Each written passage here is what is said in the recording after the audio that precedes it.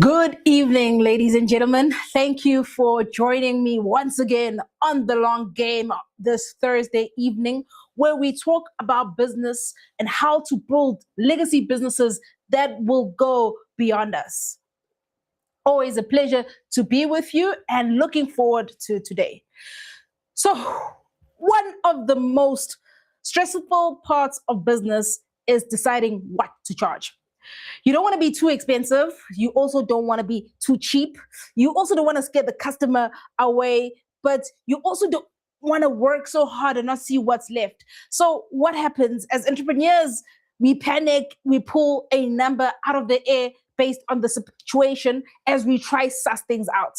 So, tonight I want to talk about a structured way of thinking about prices and how you can price in your business. And tonight, I want to keep it simple. I want to keep it practical. And we want to price in such a way that it makes sense to you and it also makes sense to your customers. And why does pricing matter?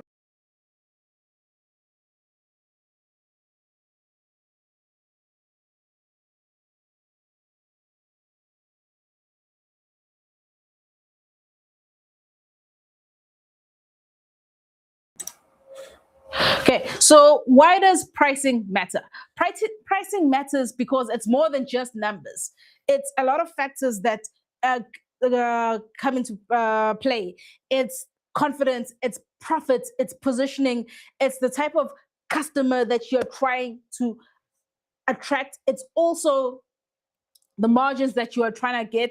And it's about the pricing sustaining the business itself. So you can work very hard, you can deliver well, you can keep getting clients, keep getting better. But if the numbers don't add up and are not making you profit, you may suffer in the long run.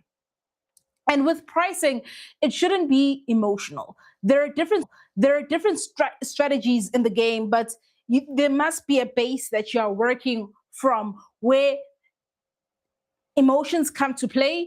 You've got that backup, you've got the thinking, and you have calmed down in the pricing. So there are different strategies. We'll deliver them.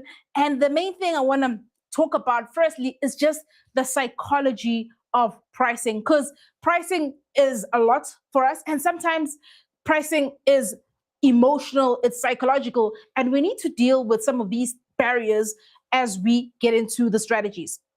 So, the first psychology of pricing is the fear of rejection.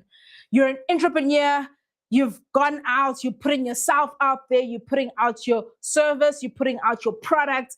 And before we even get to pricing, you already put yourself out there and you are fearing the rejection.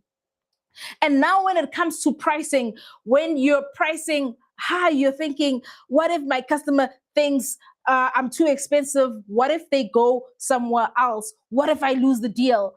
And sometimes when you price too low, you're thinking, what will the customer think? Will they think that they're not getting a quality product? So, in this fear of rejection, know how you came up with your price and be of good comfort as you experiment with your price to say that not every customer is your customer.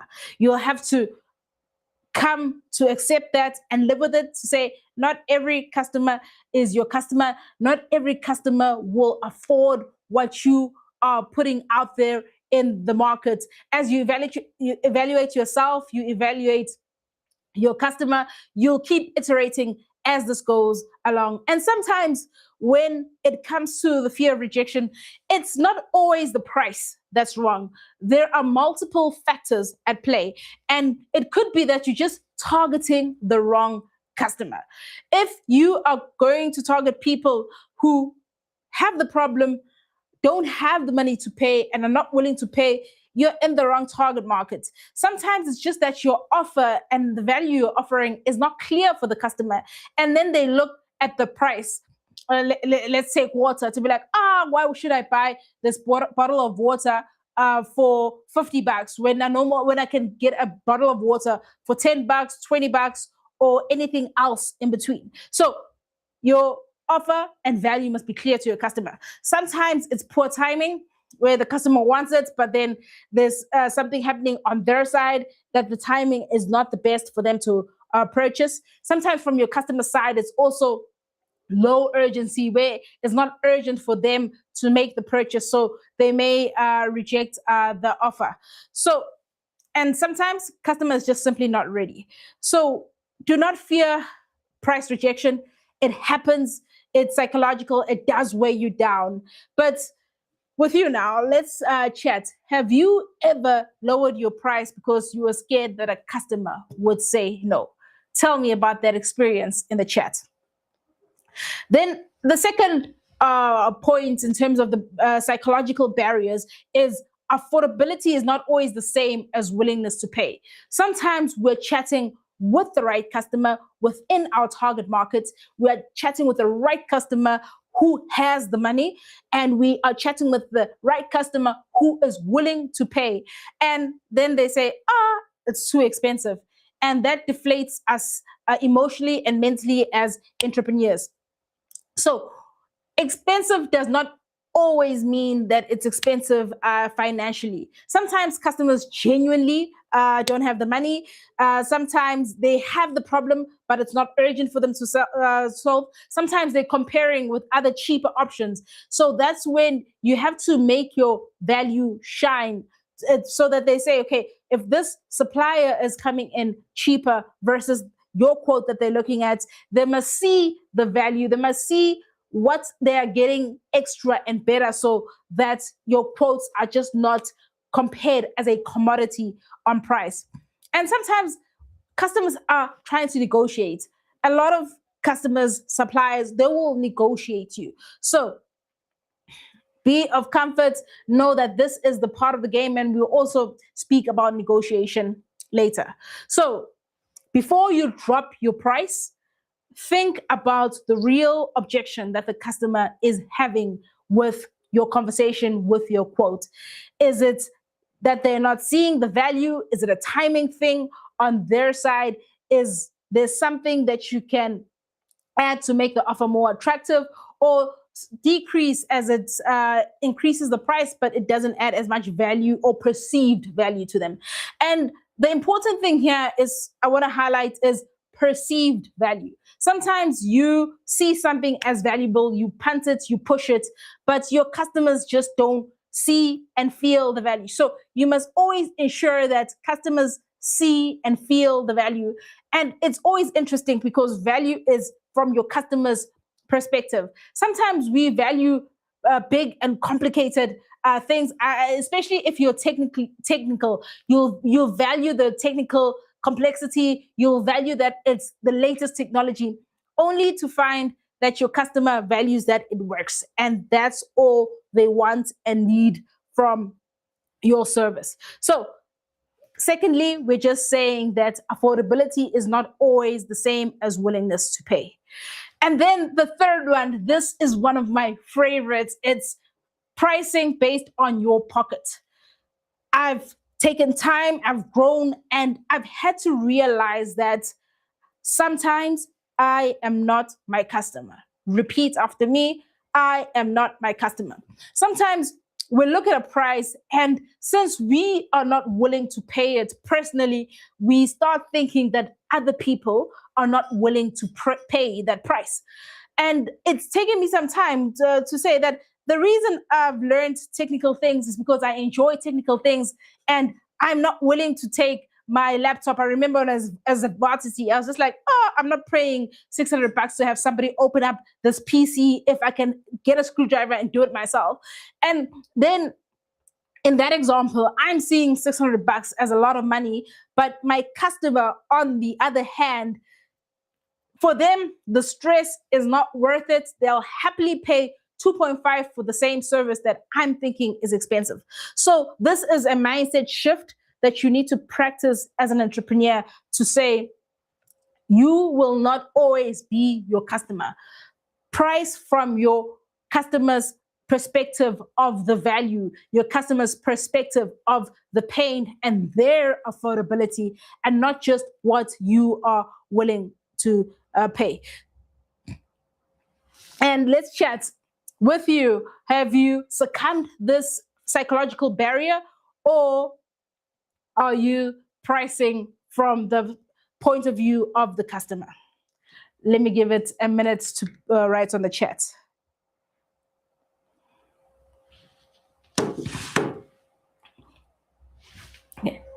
The fourth psychological barrier is discomfort with healthy margins. And this one is quite counterintuitive, where everybody's out there to make a profit. You want to buy something at a low price, you want to sell it at a high price, and you pocket the difference after all of the expenses. But sometimes entrepreneurs, they struggle and they're like, I only bought this mug for 2,000. Can I seriously price it at 6,000, which is 300% of what I bought it for? Can I price so high because I just bought it at this amount? And this is a psychological barrier with discomforts with healthy margins. And when we're thinking about pricing, it's not just about costs. Our pricing must cover a lot of things. It must cover our work, our skill, the risk, the time of preparation, the years of learning, our opportunity cost. Opportunity cost is, what are you forfeiting by doing this? What else could you have been going? Your pricing should also cover slow months. It should give you the ability to stay in business. So when you think about the price, you're not just thinking about the cost, you're thinking about things holistically. And it will sometimes take a bit of time for you to get over the margins, to be like, oh, maybe it feels like I am overpricing just because of the cost. I remember one example. It was a new product that came into the market. I'm in the events business, rental, and normally we will buy equipment, and then we know that we're aiming to get our money back after 10 times this equipment has gone out.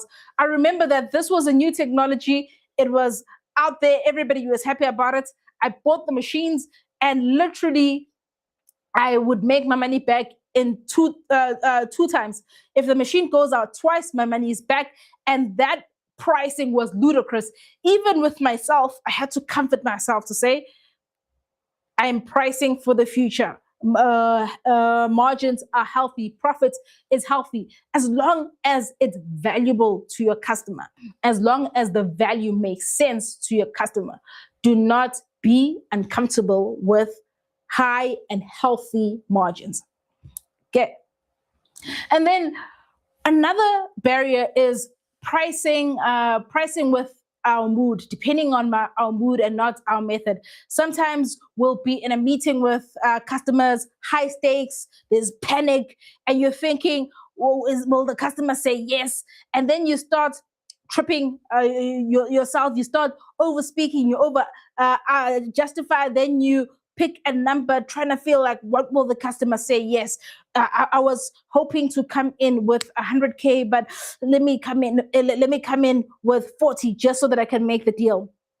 And when the customer, sometimes you come in with your number, and when the customer starts asking questions, then you start panicking, and that's the mood versus the method. So the job hasn't changed, your value hasn't changed, but just depending on how you feel, you've changed the price. So be careful of your emotions, regulate your emotions, have a framework that you are working with, and judge yourself with the framework. And the cool thing about frameworks is that they're there to guide us.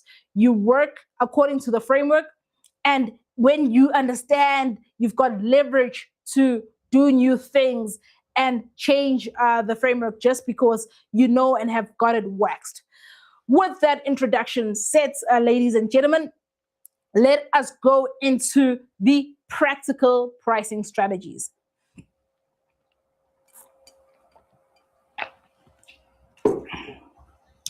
So the first and the most famous pricing strategy is the cost plus strategy. So this is when you look at the cost, how much your product or service cost you. You look at the materials, you look at the labor, transport, products, stock, venue of storing this equipment and ingredients, everything that comes and is packaged into this product. You look at those costs, and then after you figure out your costs, say this service costs me 5,000, you think of a margin to say, am I going for 30%, 50%, 100%, and you put your price depending on cost.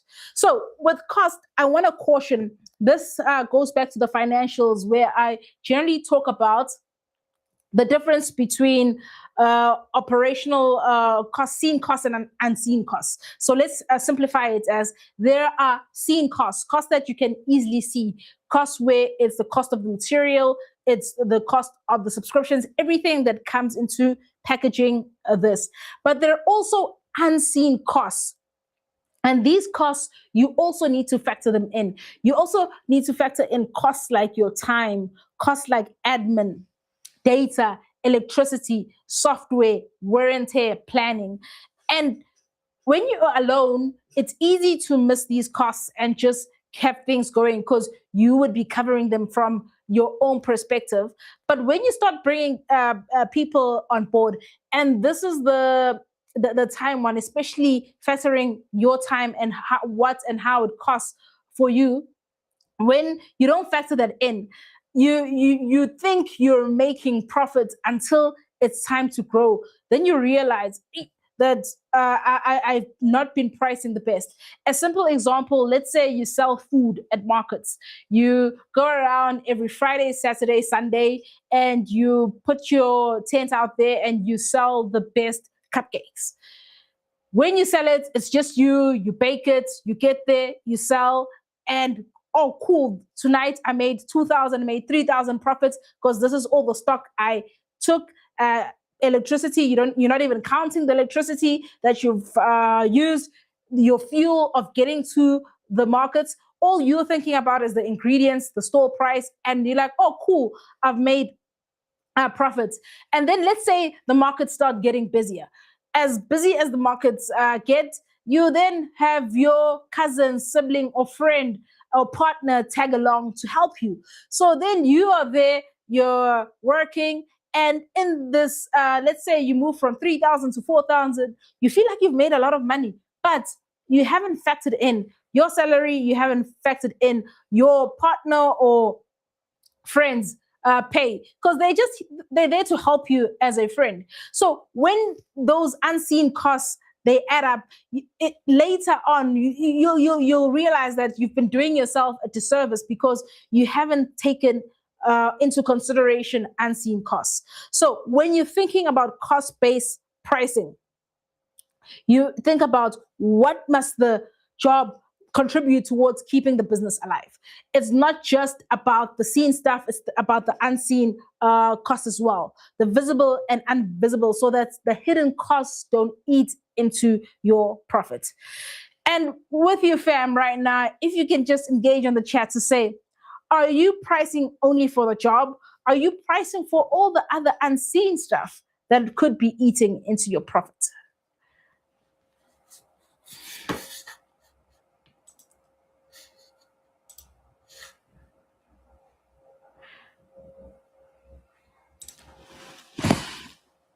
And then the second strategy I want to discuss is market-based pricing.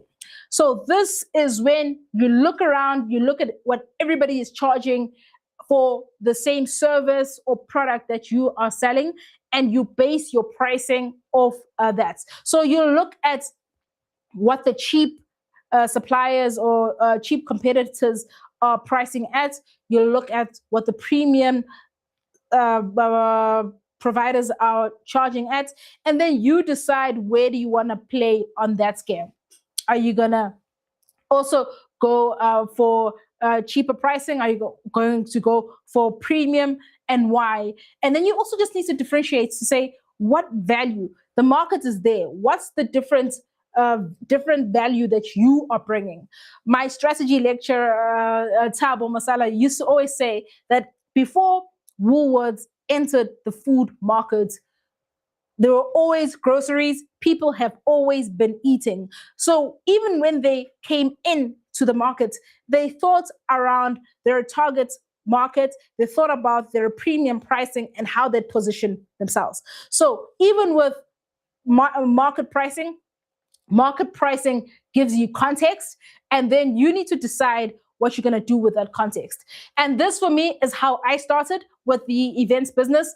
I looked around. There was a website, a company that I used to hire from. I saw their prices on their website, literally copied the packages, and then put the price higher. I made a conscious decision that I wouldn't be lower than them. I'd be higher. Why would I be higher? Just for profit's sake. Secondly, it's also because I didn't have the equipment and I would need to go and hire from them anyway. So I can't charge less than them in that case. So when you look at the market, know your differentiator and know what you're offering. Another thing I want to caution around market pricing is when you're looking at the market, sometimes you'll look at someone to say they are selling this phone, they're selling it at 2,000, and you then price at like 1.8 or you price at 2.2. There's a fundamental warning to say when you price, when you copy somebody's prices and you don't know their problems, you don't know that maybe you are copying a problem. Let me say that again. If you copy someone's pricing without understanding and knowing their logic and cost base, sometimes you will never know that you're copying someone's problem. So when you are looking at other people's problems or prices, think about what have they thought of, what have they not thought of. And something with that, Venue app is a startup that I'm part of, and we're doing great with the team. And when we're pricing, we picked a number to say for every sale, we'll pick a certain percentage. And we worked the numbers, they looked good.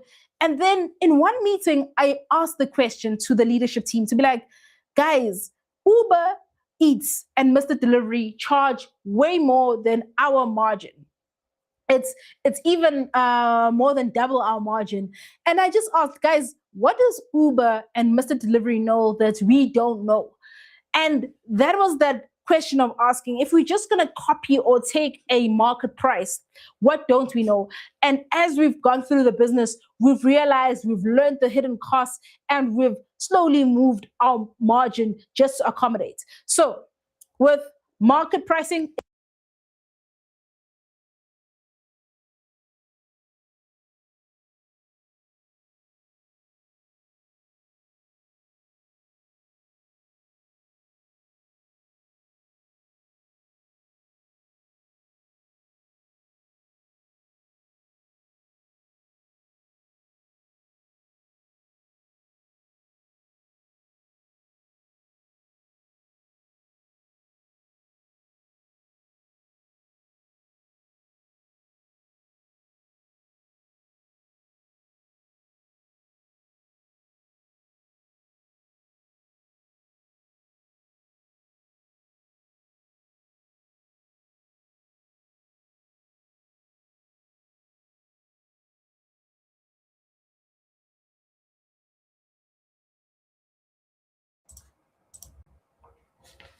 hey fam, apologies about the break in transmission there.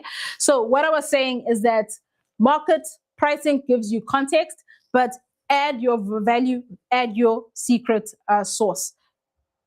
And then another one, I know that I encourage pricing above what you think so that you're capturing your customer, that you're capturing value. But there's also a caution that it would be responsible for me to give to say sometimes you can be overpricing yourself and pricing yourself out of your market. Well, what's pricing yourself out of your market? That's when you are using premium pricing wrongly. That's when you're using premium pricing for the wrong target markets, or your value is not clear. And I'll give you a personal example that I've been through and I've experienced. So in terms of our events business, in the beginning, we did a lot of videography, photography focused on weddings. I did this course, online course, cinematography was coming out. You know, those cool wedding videos that look like a movie. The bride is talking, they're coming outstairs, and it's looking so cinematic, like it's coming out of Hollywood or somewhere. And Ray, in that video, the guy who created a course, he was doing premium pricing and encouraged us to do premium pricing. And that was my first example and experience of pricing myself out of the market, because I was just like, yeah, this is a good idea. I'm going to make my prices 3 times as much. But then in terms of what happened is I used premium pricing for my existing markets, which is not a premium market, and my price did not justify. Oh, let me put it this way: my value did not justify my price to the current market. So this one, I'm just saying, pricing is your prerogative. You price with value, but sometimes what can backfire with premium pricing is if you listen to everybody else who's doing premium pricing and they are targeting a different target segment. So always match your price with the target markets. And sometimes if you want to go for premium pricing, you need to change your market altogether. Because sometimes if you're going with Abotem who are going to negotiate you, be like, yes, I really love the service, I love what you do, but I don't have the money, you're going to backfire. And if you're still in the same market but using premium pricing, it may backfire. So I'm just putting that warning and caveats that I've done this mistake myself, so I wouldn't want you to fall into the same trap as that one. Cool. And then the fourth strategy is value-based pricing. So value-based pricing says that you don't look at cost as much, but you look at the value that you are providing to the customer.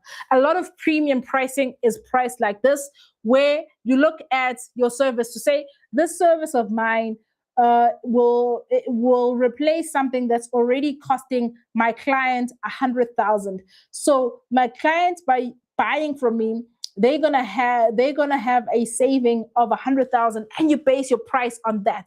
So irrespective of if your sale or your cost of sales is 20,000, you're just looking at the value that your customer will get.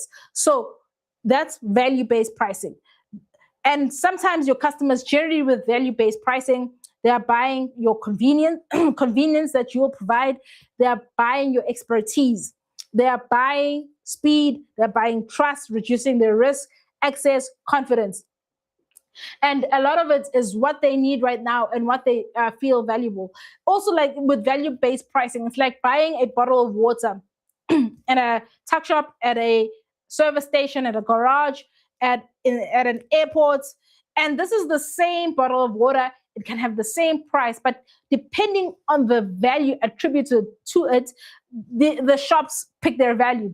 And one of the most annoying things is, when you're at the airport, as soon as you cross that security gate where you can't go back anymore, all the prices on the other side start doubling and tripling. Why? Because you are stuck there for a certain number of minutes or hours, and you just need to live with it. So it's either you become hungry or you buy a sandwich for 150 Rand. Pick your struggle. So that's value. So this is where you don't look at your inputs as much, but you look at the value that is being provided to the customers, and customers will pay for their values. So another thing that we can think of is accountants. Accountants are not just submitting tax, they're helping their customers avoid penalties, understand their numbers, and stay compliant. So if businesses are valuing that relationship with their accountants, it's not just the input time to say, I'm selling 3 hours a month to do your books. I'm selling you the service so that you can understand your business and become more profitable. And when we think about this value pricing, think of it this way. The stronger your value, the less the price seems to cost to your customer. If the value is strong and they can feel it, price becomes minimal in that conversation. So the more the value your customer feels, the more they don't pay attention to the cost. So from your perspective, how are you pricing? Do you have any value deals that you are doing or value priced in your enterprise? And then the fifth strategy is package pricing. I love package pricing, and for me, it works because it lessens thinking for the client. And even myself as a client, I don't like overthinking. I don't like when things are complicated and I don't know what to do. So let's take an example. My daughter at school, they've got an app where they can buy tuck shop. My goodness, it stresses me. I don't like ordering on the app. Why? Because now I need to think, do I want to buy chips? Do I want to pair the wrap with the croissant, with the this, with the that? And I'm just like, it's just too much to choose from. And there's this concept called decision fatigue. When customers have so much to choose from, they end up delaying their decision. Sometimes they don't understand the differences, and sometimes they end up not buying at all. So, with package pricing, think of it as grouping value together for your customer that helps it become easier for your customer to make a decision. So with this one, I also advise keeping your packages minimal, especially with the differences. And the differences in package A, B, C must be clear, highlighting the value. If you notice software subscriptions, well, they'll start with their free just to hook you, then they'll come with their basic, and then they'll come with the next tier, which they say it's basic plus 1, 2, 3, where they're highlighting the differences in the package. And the goal here is not to trap people, but it's just to make it easier for people to make a choice. I know even with our website, I know I had this debate with another supplier where they're just like, hey, you put your prices on your website. I don't put my prices on my website, which allows me to price however. And for me, I made a conscious decision, whether it's right or wrong, it's irrelevant. That's why I'm saying this is your decision. And my decision was, as a customer, I just want to see and filter the leads. Can the person afford this or not? They kind of look, they're like, okay, this is within my price range. Then they engage. They see the packages. They're like, I don't know a lot about sound, but I know that this looks like something that would work. And they start the conversation. So packages are helpful. Packages will help your customer buy as it makes it easy for them to buy. So how and what packages do you have in your business, and what packaging strategies have you found that work for you? And is there a packaging strategy that has backfired in your instance? The sixth pricing strategy is recurring and retainer pricing. So recurring and retainer pricing is powerful because why? It's recurring and it comes back month after month after month. So examples of this are accountants, bookkeepers, website maintenance, social media support, admin, maintenance, consulting, where you know that you've got repeat customers or a repeat job month after month. So customers normally pay retainer because they know they want quick access, and retainer is generally cheaper than a call out if it's packaged. So this for you as a business, if there's something that you can find that become a retainer in your business, it's powerful because there's nothing as powerful as income coming in and out every month. And this is what makes software companies win, especially with the subscription model. You know that you want to do this one feature and then you just like, I want this feature. And then they're like, okay, everything is free besides the one feature you want. You put in your card details and guess what? You forget, bam. And then month after month after month, that 60 Rand, that 400 Rand is going out. And then you think you're gonna cancel it. And then you forget, then you're lazy. And what's happening? The company on the other side is getting their revenue because it's recurring month after month. So with recurring income, make it easy for the customer to pay. There are different ways customers can pay. They can pay via EFT. They can pay invoice. Most companies that do recurring retainer income, they use debit orders. Why? Because parting with money is expensive. Not expensive, it's emotionally painful. So if it's just a debit order, they know that every that certain day of the month, they go fetch their money. So if you've got retainer income, look at ways on how you can automatically go fetch that money for your customers. So with your business, is there anything that you can get recurring income for? And the last topic I want to chat around is discounts, because everybody wants a discount. You want a discount, your supplier wants a discount, your customer wants a discount. So how do you manage discounts? And there are different views of discounts. Some people say, discounts are bad, they degrade your service. What does it say? Customers are disrespecting you. And some people just default towards giving discounts because of that fear of rejection and that fear-based pricing. So what's your take on discounts? My take is discounts are not always bad if used strategically. So you can discount to build relationships, you can discount to secure jobs, and it depends in your context. But I do also caution discounting as a default, because normally customers will question your price. Everybody is trying to lessen their costs. And when customers ask for a discount or they question your pricing, be ready to engage and know that if they're interested, it's a matter of you meeting a certain point. So when a customer first asks for discounts, and my team has made me grow in this, sometimes we'll be like, okay, we see the price you're offering. We can't offer the full service that you are looking for, but we can give you this alternative that gives you what you need, and then we minus these bells and whistles and still achieve the same thing. So with that argument, you can still offer a lower price to your customer, but you're also removing things that you can find that they are work for you, that they are extras. And if you remove these extras, that discount doesn't become so much of a burden. So that's another strategy.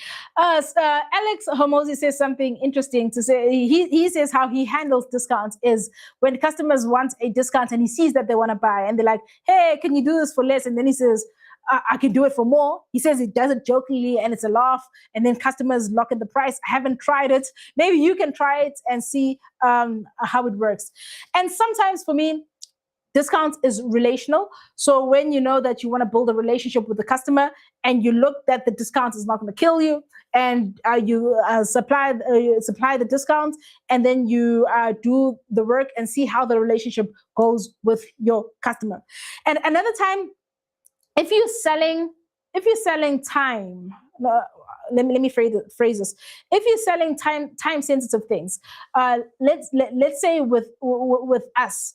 Or like with hotels or with aircrafts. Aircrafts do this a lot, to say whether the plane is full or not, the flight must take off at a certain time. And sometimes they'll make the flight expensive, but on some sides they'll be discounting, knowing that the flight is going to leave. So whether somebody's sitting there and they pay the full 1,000 rand or they just take the 700 rand, it still helps them because the cost is sunk. So sometimes discounts can be used as a strategy in that sense to say, hey, my costs don't change. So sometimes I can grab these deals that will help me cover because my cost is sunk. So there is some strategy to using discounts if there's things that are time sensitive. But then to warn, the danger of discounts is sometimes customers get used to the discounts, and when you try take the customer back to paying full price, it's an uphill battle. So if you are discounting, have terms and conditions, make it feel like a favor to them, and position it so that they know that this is not standard pricing. And something I've seen when it comes to discounts, entrepreneurs not being confident to say their price. Sometimes you need to say your price, say the value that you're offering the customer, and then just keep quiet. Before you say too much and mess it up and start discounting yourself and start second guessing yourself and saying, okay, yeah, no, it's 20,000, but I could do it for 15, but since it's you, then I'm going to do it for 10. This is you now, the psychology playing on you, and the fear of rejection, and you've taken yourself so low without even giving the customer a chance to respond. So sometimes when you're feeling anxious, say the price, say the value, keep quiet, let the customer respond, deal with the objections, and start the negotiation from there. But it does take training. It's a lot of emotional pressure. There's pressure from the client. There's pressure from you yourself. And something I've also learned is to be careful with extreme discounts. So when customers extremely discount you, they will want a lot for less, and whatever money you take will never be worth the amount of pain that you're going to go through. And at the end of the day, you're going to feel like this was a small job, but when doing it, it's going to feel like the world. So overly providing discounts also puts you at that disadvantage. So options when discounting customers: always look for a way to reduce the scope that helps you in your delivery. And then decide on consistency in terms of discounts. Sometimes you must decide that, hey, I never go more than 20%, 30%. Have some sort of framework that you know that you can hold yourself accountable to. And that is the chat around discounts. And as we land this plane for tonight, we must always ensure that pricing fits into our business model. It must work inside our full business. How often do people pay you? What are your payment terms? Is there consistent cash flow that's going to be coming in? Does your business have seasons where you've got busy season and you're making it rain? Money is abundant. You don't even think of the value of money. And then sometimes it's dry season where you need to save up that money, that margin, that profit that you've made during busy season needs to carry you through the slower seasons. What's your revenue? Is it recurring? So when you pricing, think about all these factors and ensure that you're always saving for your slow season so that you know that the business can always carry you. Yeah, so pricing is stressful. It can be stressful, but if you remember the different psychologies that you go through as you price, the fear of rejection, the knowing that value depends on your customer. So always price at the value of your customer. Thirdly, customers not no, you are not your customer. So sometimes you need to price for your customer and not just yourself.